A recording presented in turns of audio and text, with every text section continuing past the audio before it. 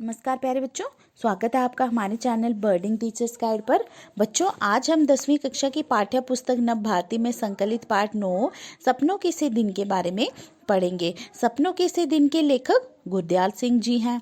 और आइए इसका थोड़ा सा हम परिचय देख लेते हैं गुरदयाल सिंह जी का।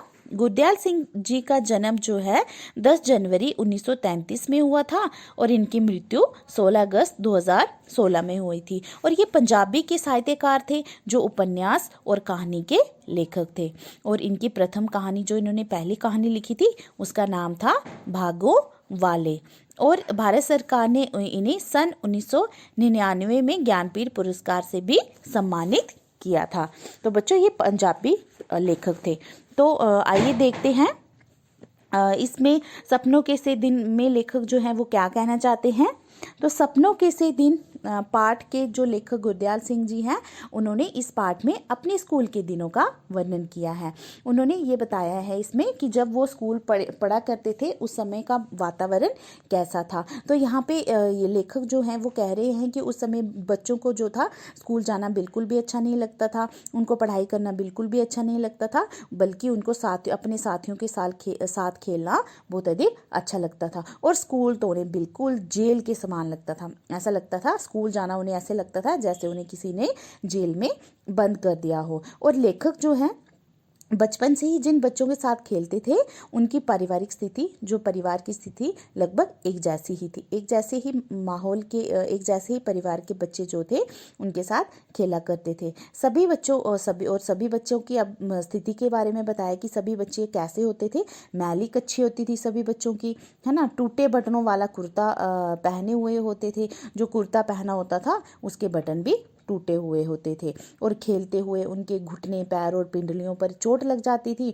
और चोट लगने पर जो उनके माता पिता थे उन्हें कभी भी तरस नहीं आता था। उनको चोट को देखकर वो क्या करते थे, माता पिता जो थे, बल्कि उनको उनकी चोट को देखकर मरहम लगाने की बजाय उस पर क्या करते थे, उनकी और अधिक पिटाई करते थे, उन बच्चों की और अधिक पिटाई करते थे। और इस पर उन्हें बिल्कुल भी तरस नहीं आता था बच्चों पर। फिर चाहे वो खून जो था वो कहीं से भी निकले, उन्हें उसकी कोई भी परवाह नहीं होती थी। लेकिन जो बच्चे हैं वो भी इस बात की परवाह नहीं करते थे कि हमारी पिटाई हुई है, बल्कि जो बच्चे थे, जो लेखक और उनके साथी थे, उनके उनके जो वो जो थे, उनकी पिटाई होने के बावजूद भी अगले दिन वो फिर से वहीं खेलने के लिए चले जाते थे।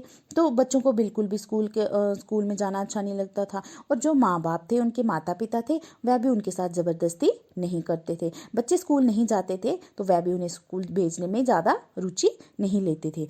वह भी बच्चों को अपने साथ काम में लगा देते थे। अब जो माता पिता थे वो क्या करते थे, बच्चों को अपने साथ ही काम में लगा लेते थे।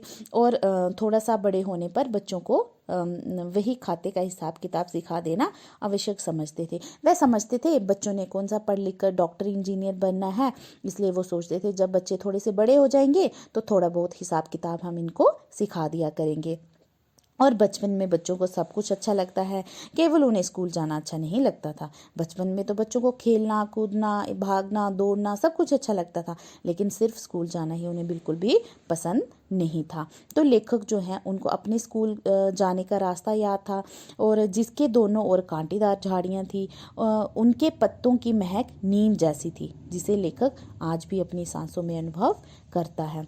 स्कूल की जो क्यारियाँ थी उसमें कई तरह के फूल लगे होते थे, और जिन्हें चपरासी जो है जिन्हें वह क्या करते थे, चपरासी से नज़र बचाकर तोड़ लेते थे।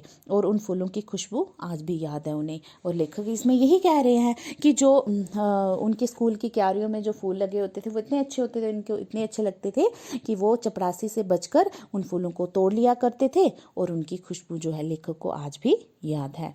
फिर उसके बाद लेखक इसमें कहते हैं कि जब नई कक्षा में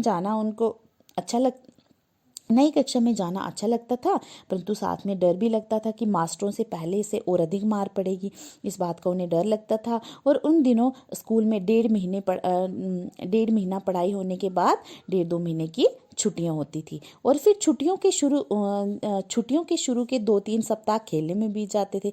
जब उन्हें छुट्टियां पड़ती तो वो क्या करते थे, छुट्टियों के पहले 1-2 हफ्ता, जो 3-4 हफ्ता जो होते थे, वीक होते थे, तो उनमें क्या करते थे, वो उनको खेलने में ही बीत जाते थे। और वे लोग जो है अपनी माँ के साथ, अपने नाना नानी के घर में छुट्टियों का भरपूर आनंद लेते थे। मतलब वो छुट्टियां बिताने के लिए अपने नाना नानी के घर चले जाते थे। और कभी कोई किसी कारण नाना नानी के घर नहीं जाते थे तो पास बने तालाब में सारा दिन खेलते थे। कोई जो नहीं जा पाते थे तो वहीं पर पास में एक तालाब था, तो सारा दिन जो बच्चे थे उसी तालाब में खेलते रहते थे। तालाब में नहाते थे, गीले बदन के पास में पड़ी रेत में खेलते थे और फिर से तालाब में कूद जाते थे। ऐसा वह लोग एक बार नहीं, जाने ही कितनी बार, 10, 15, 20 कितनी बार करते थे, उन्हें खुद भी ऐसा याद नहीं है कि वह ऐसा कितनी बार करते थे। उन लोगों में कोई भी अच्छा तैराक नहीं था। मतलब उन लोग जो जितने भी बच्चे थे उनमें से उनको तैरना नहीं आता था। आज सभी बच्चों को तैरना नहीं आता था। यदि कोई बच्चा गहरे पानी में चला भी जाता तो दूसरे बच्चे उसे भैंस की सींग या पूंछ पकड़ाकर बाहर उनको निकालने की कोशिश करते थे। इसी तरह छुट्टियों का 1 महीना तो बीत जाता, खेल कूद में ही उनका महीना बीत जाता। अब जो बचा हुआ 1 महीना था उसमें उनको स्कूल से मिले काम की याद आने लगती थी। हिसाब के जो अध्यापक थे, जो मैथ्स के टीचर थे उनके, वो 200 सवाल हल करने के लिए देते थे उनको। 200 मतलब 200 जो क्वेश्चंस थे उनको सॉल्व करने के लिए देते थे वो।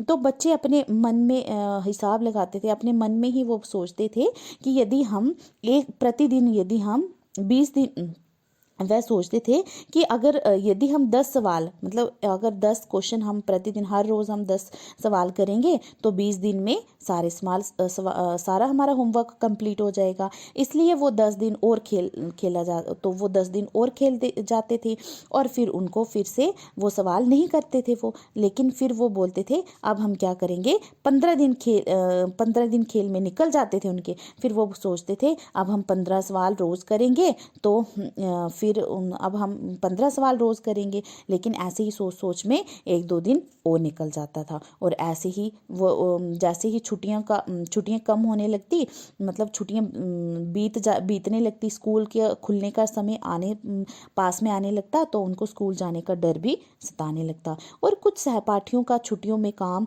करने की अपेक्षा स्कूल में मास्टर के हाथ से मार खाना ही अच्छा लगता था। अब कुछ ऐसे मतलब बच्चे भी थे जिनको काम करना अच्छा नहीं लगता था, बल्कि वो सोचते थे हम मास्टर से थोड़े बहुत मार खा लेंगे लेकिन हम स्कूल का काम नहीं करेंगे। और लेखक को जो पिटाई से डरते थे वे भी उनका संगत में रहकर उनकी तरह ही सोचने लगते थे। अब लेखक जो थी वो तो बहुत डरते थे मार से, लेकिन अब वैसे लोगों की संगत में रहकर वो भी यही सोचते कि चलो ठीक है, ये बच्चे मार खाएंगे तो इनके साथ साथ हम भी मार खा लेंगे। तो उन्हीं लोगों में, मतलब उन्हीं बच्चों में से एक उनका नेता था ओमा जो था उनके साथ ही पढ़ता था। और ओमा जो था वो सभी अलग ढंग की, उसकी तो सारी बातें ही अलग ढंग की थी। उसका लड़ाई में कोई भी मुकाबला नहीं कर सकता था। लेखक जो था लेखक का स्कूल जो था वो बहुत ही छोटा था। उसमें केवल 9 कमरे थे। लेखक के स्कूल में कितने कमरे थे? 9 कमरे थे लेखक के स्कूल में।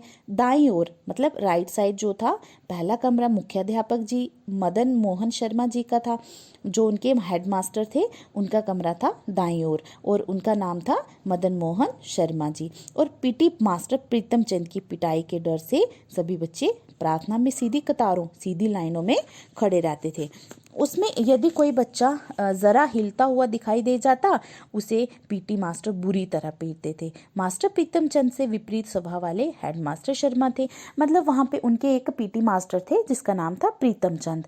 तो प्रीतम चंद मास्टर जो थे वो क्या थे, कठोर स्वभाव के थे। उनका स्वभाव बहुत ज़्यादा कठोर था और उनके डर से बच्चे जो थे बिल्कुल लाइनें जो थी, जब भी प्रार्थना करने के टाइम में जो भी लाइनें बनाते थे बहुत सीधी बनाते थे। लेकिन यदि कोई बच्चा सीधी बाहर से ज़रा भी लाइन से बाहर खड़ा नजर आता तो जो मास्टर प्रीतम चंद थे वो उन्हें बहुत ज़्यादा मारते थे, बहुत ज़्यादा बुरी तरह से उनकी पिटाई कर देते थे।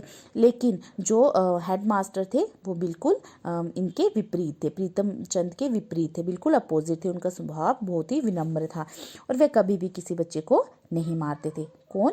जो हेडमास्टर थे, वो कभी भी किसी बच्चे को नहीं मारते थे।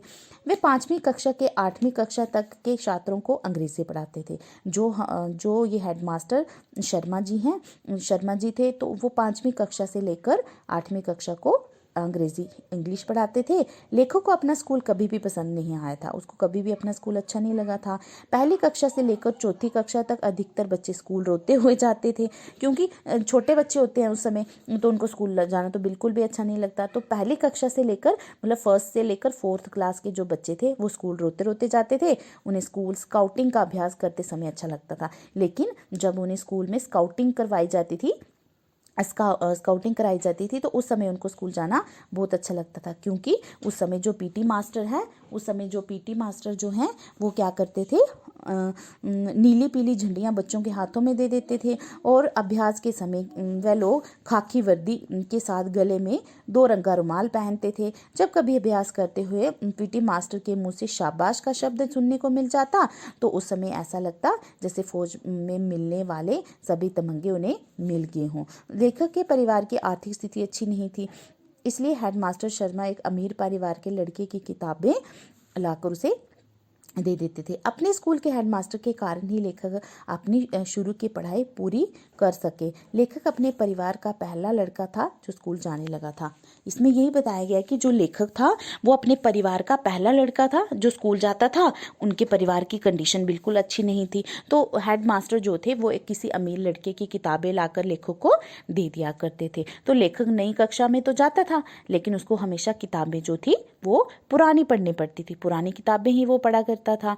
और इसमें जो बच्चों को स्कूल जाना कब अच्छा लगता था, जब मास्टर प्रीतम चंद जो हैं उन्हें स्काउटिंग कराते थे, और फिर तब उनको बच्चों को बहुत अच्छा लगता था। और कभी कभी बच्चे जब कोई भी गलती नहीं करते थे तो बच्चों को मास्टर प्रीतम चंद जी शाबाश कहते थे, तो उन्हें लगता था कि जैसे हमने कोई फौज में रहकर कोई मेडल हासिल, कोई इनाम हासिल कर लिया हुआ हो। इस तरह से उनकी शाबाशी उन्हें इस तरह से लगती थी। फिर उसके बाद लेखक कहते हैं कि लेखक को कभी भी नई कक्षा में जाने का कोई भी खुशी नहीं होती थी, क्योंकि एक तो उन्हें किताबें जो थी उससे अजीब सी गंध आती थी, अजीब सी स्मेल आती थी, क्योंकि वो पुरानी किताबें थी, और जिससे उनका मन उदास हो जाता था। उनका मन इसलिए उदास हो जाता था कि उन्हें पुरानी किताबें पढ़नी पड़ती थी, और इसका कारण उन्हें आज तक कभी भी समझ नहीं आया कि इसके पीछे क्या कारण था। और जैसे आगे की पढ़ाई का कठिन होना और नए मास्टरों की मार का भय भी उनके अंदर ये इस वजह से भी उनका मन उदास रहता था। लेकिन उनके अंदर क्या था कि आगे की पढ़ाई उनके मन में ये डर था कि जैसे जैसे हम बड़ी कक्षा में जाएंगे, अगली कक्षा में जाएंगे, तो एक तो पढ़ाई बहुत ज़्यादा कठिन होगी, और दूसरा मास्टरों की मार का डर भी उनके मन में पूरी तरह से जड़ें जमा चुका था। और इसलिए लेखक को नई कक्षा में जाने का कोई भी उत्साह या कोई भी खुशी नहीं होती थी। और उन्हें स्कूल उस समय अच्छा लगता था जब मास्टर प्रीतम चंद उन लोगों को परेड करवाते थे। तब उन्हें बहुत अच्छा लगता था, क्योंकि उस समय उन्हें धुली हुई वर्दी, प्रेस करी हुई वर्दी मिलती थी। फौजी वर्दी पहनकर वो अपने आप को एक फौजी ही के समान ही समझने लगते थे। और पॉलिश किए हुए बूट मिलते थे, और 2 रंग का रुमाल मिलता था उनको गले में पहनने के लिए, तो उनको ऐसे लगता था जैसे हम कोई फौजी ही हों। तो उस समय उनको स्कूल जाना बहुत अच्छा लगता था। उसके बाद इसमें लेखक ने बताया है कि दूसरे विश्व युद्ध के समय नाभा रियासत के राजा को अंग्रेज़ों ने 1923 में तमिलनाडु के कोडाईकनाल में गिरफ्तार कर लिया था। उनका बेटा बाहर पढ़ता था, इसलिए रियासत में अंग्रेजी शासन की चलती थी। उस समय मतलब किसकी चलती थी? अंग्रेज़ों की ही चलती थी उस समय, जिस समय की लेखक वो ये बात कर रहे हैं। उस समय अंग्रेजी फौज में भर्ती करने के लिए कुछ अफसर अपने साथ नौटंकी वालों को लेकर गाँव में जाते थे। ग्रामीण लोगों को नौटंकी वालों के माध्यम से फौज में भर्ती होने के लाभ दिखाते थे, जिससे लोग लालच में आकर फौज में भर्ती हो जाते थे। लेखक को भी स्काउटिंग की परेड में जब धुली वर्दी और पॉलिश किए बूट मिलते थे, वे लोग स्वयं को फौजी से कम नहीं समझते थे। ठीक है। फिर उसके बाद इसमें लेखक ने बताया है कि जो मास्टर प्रीतम चंद है, मास्टर प्रीतम चंद को कभी भी बच्चों ने कभी भी मास्टर प्रीतम चंद को ना हंसते हुए देखा था और ना ही मुस्कुराते हुए देखा था। उनका व्यक्तित्व और फौजी पहनावा बच्चों को भयभीत करने वाला था। जो उनका स्वभाव था वो तो कठोर था ही, लेकिन जो मास्टर प्रीतम चंद है उनका पहनावा कैसा था? बिल्कुल फौजियों के जैसा पहनावा था। मतलब बड़े बड़े उनके जो बड़े बड़े उनके बूट पहनते थे वो, और फौजी वाले यूनिफॉर्म पहनते थे, और फिर बड़ी बड़ी मूछें थी उनकी, और उनके जो चेहरे थे उस पर चेचक के दाग थे। इस तरह का उनका व्यक्तित्व था जिससे बच्चे बहुत अधिक डरते थे। और बच्चे उनसे डरते ही नहीं थे बल्कि उनसे नफरत भी करते थे। उनको उनसे बहुत ज़्यादा नफरत होती थी क्योंकि बहुत ही कठोर स्वभाव के थे और बच्चों को बहुत अधिक पिटाई करते थे, बहुत पीटते थे उनको, तो इसलिए बच्चे उनसे नफरत करते थे। और मास्टर प्रीतम चंद चौथी कक्षा के बच्चों को फारसी पढ़ाते थे। मास्टर प्रीतम चंद जो है वो चौथी कक्षा के बच्चों को फारसी पढ़ाते थे। और एक दिन जब उन्होंने सभी बच्चों को कुछ लर्न करने के लिए दिया, जो भी उन्होंने शब्द रूप बच्चों को लर्न करने के लिए कहा, तो अगले दिन सब बच्चों से जब उन्होंने सुना, लेकिन किसी भी बच्चे को वह शब्द रूप पूरी तरह से लर्न मतलब याद नहीं हुआ था। तब मास्टर प्रीतम चंद ने क्या किया कि सभी बच्चों को बाहर खड़े करके मुर्गा बनने को कह दिया, मुर्गा बना दिया उनको। तो जो बेचारे कमज़ोर बच्चे थे वो ये सब कुछ सहन नहीं कर सके और वो बार बार गिरने लगे। और जैसे ही लेखक की बारी आई उसी समय हेडमास्टर शर्मा जी उधर आ गए और उन्होंने देखा, हेडमास्टर शर्मा ने देखा कि जो मास्टर प्रीतम चंद जो है ये बच्चों की पिटाई भी कर रहे हैं, उनको इतनी कठिन सज़ा दे रहे हैं। तो मास्टर प्रीतम चंद का ये व्यवहार जो शर्मा जी हेडमास्टर हैं उनको बिल्कुल भी अच्छा नहीं लगा और वो ये सब कुछ सहन नहीं कर पाए और उन्होंने मास्टर प्रीतम चंद को बहुत डांटा और उनकी शिकायत जो थी वो डायरेक्टर को लिखकर भेज दी। जब तक ऊपर से आदेश नहीं आ जाते थे तब तक पीटी सर स्कूल में नहीं आ सकते थे। लेकिन बच्चों के मन में जैसे ही फारसी के क्लास की घंटी बजती थी तो बच्चों के मन में फिर से डर शुरू हो जाता कि प्रीतम चंद अभी आएंगे, मास्टर प्रीतम चंद अभी आएंगे। लेकिन अभी उनको स्कूल से निकाल दिया गया था, वो उनको स्कूल से मुअत्तल कर दिया गया था, मतलब उनको स्कूल से निकाल दिया गया था। वह उस समय दूर होती थी जब कक्षा में शर्मा जी या नूरिया सर फारसी पढ़ाने आज, मतलब वो उस जो उनके मन में भय था, जो डर था ना, वो उस समय तक बना रहता था जब तक जी कक्षा में मास्टर जो शर्मा जी हैं वो उनको पढ़ाने के लिए नहीं आ जाते, तब तक उनके मन में वह डर जो था, बच्चों के मन में वह डर था वो बना रहता था। तो फिर उसके बाद लेखक यहाँ बताते हैं कि पीटी मास्टर कई दिनों तक स्कूल नहीं आए थे। वे बाजार में एक दुकान के ऊपर बने किराए के मकान में रहते थे। तो उन्होंने 2 तोते पाले हुए थे। जो मास्टर प्रीतम चंद जी हैं वो एक किराए के मकान में रहते थे और उन्होंने 2 तोते पाले हुए थे। उन्हें नौकरी से निकाले जाने की कोई भी चिंता नहीं थी, उन्हें ज़रा सी भी टेंशन नहीं थी कि उनको नौकरी से निकाल दिया गया। वे अपने तोतों को बादाम खिलाते और उनसे मीठी मीठी बातें करने में अपना दिन जो था इस तरह से गुजारा करते थे। पूरा दिन कैसे गुजारते थे? अपने तोतों को बादाम खिलाते और अपने तोतों को ही उनसे ही मीठी मीठी बातें करते थे। और बच्चों को ये चमत्कार सा लगता था, बच्चों को ये देखकर बहुत ज़्यादा हैरानी हुई। उनको तो ऐसे लगता था जैसे कोई चमत्कार ही हो गया हो। क्योंकि बच्चे सोचने लगे कि ये तो चमत्कार ही है कि जो मास्टर स्कूल में बच्चों को बुरी तरह मारता था वह अपने तोतों के साथ कैसे मीठी मीठी बातें कर लेता है। बच्चों को यही लगता था कि मतलब जो मास्टर प्रीतम चंद जी हैं इतने कठोर स्वभाव के हैं, बच्चों को इतना मारते पीटते हैं, लेकिन अब ये अपने तोतों के साथ इतनी मीठी मीठी इतनी प्यारी प्यारी बातें कर रहे हैं। तो बच्चों को ये सब जानकर बहुत ज़्यादा हैरानगी होती थी। तो बच्चों ये था सपनों के से दिन पाठ के बारे में जो हमने पढ़ा। तो ये इसमें लेखक ने अपने स्कूल के दिनों का वर्णन किया हुआ है। तो बच्चों मुझे आशा है कि आपको ये पाठ अच्छे से समझ में आ गया होगा। तो अगर आपको ये वीडियो अच्छी लगी हो तो प्लीज़ शेयर, लाइक और सब्सक्राइब ज़रूर करें। धन्यवाद। नमस्कार प्यारे बच्चों, स्वागत है आपका हमारे